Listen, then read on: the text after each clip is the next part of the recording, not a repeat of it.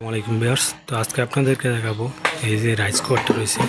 এই রাইস কুকারে লাইন দিলে এই যে হলুদ বাতিটি জ্বলে, কিন্তু সুইচ দেওয়ার পর এখন সুইচ দিয়েছি, তো এই যে লাল বাতিটি কুকের, সে বাতিটি আসতেছে না। তো এখন দেখবো এটা কি সমস্যা হয়েছে। প্রথমে আমরা এই দেখেন রাইস কুকারের যে স্ক্রুগুলি রয়েছে, এই স্ক্রুগুলি আমরা প্রথমে খুলে নেব। তো প্রথমে আমরা এই যে সুইচটি দেখতেছেন, এই সুইচটি আমরা প্রথমে খুলে নেব।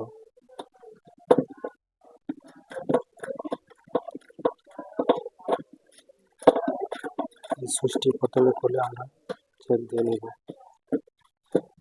এই যে সুইচটি,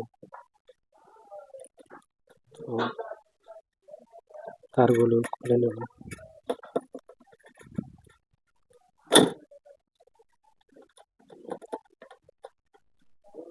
আপনারা যখন খুলবেন তখন কোন তার কোন জায়গায় ছিল অবশ্যই খেয়াল রাখবেন।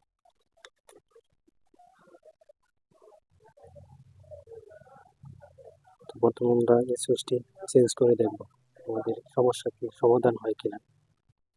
তো আমি এর জন্য এখানে আরেকটি সেম একটা সুইচ নিয়েছি, এই সুইচটি আমরা চেঞ্জ করে দেখব।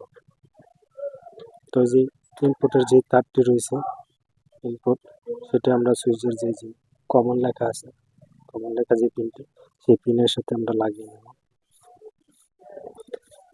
তারপর যে আউটপুট রয়েছে সেটি আমরা এই যে এনচি লেখা আছে সেই পিনের সাথে লাগিয়ে নেব।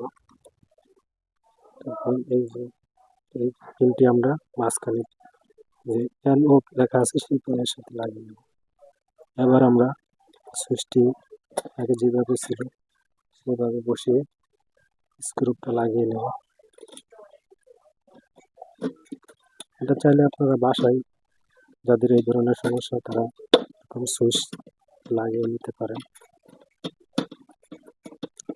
স্ক্রুটা আমরা ভালোভাবে টাইট দিয়ে নেব যেন লুজ না থাকে। লুজ থাকলে হয়তো আবার সুইচের সময় সমস্যা হতে পারে। এবার আমরা চেক দিব। তাহলে দেখেন আমি এখন লাইনটি দিচ্ছি, হলুদ বাতিটা এসে গেছে। এবার আমি সুইচটা দিব, এই দেখছেন কুকের যে লাল বাতিটা সেটাও জ্বলে গেছে।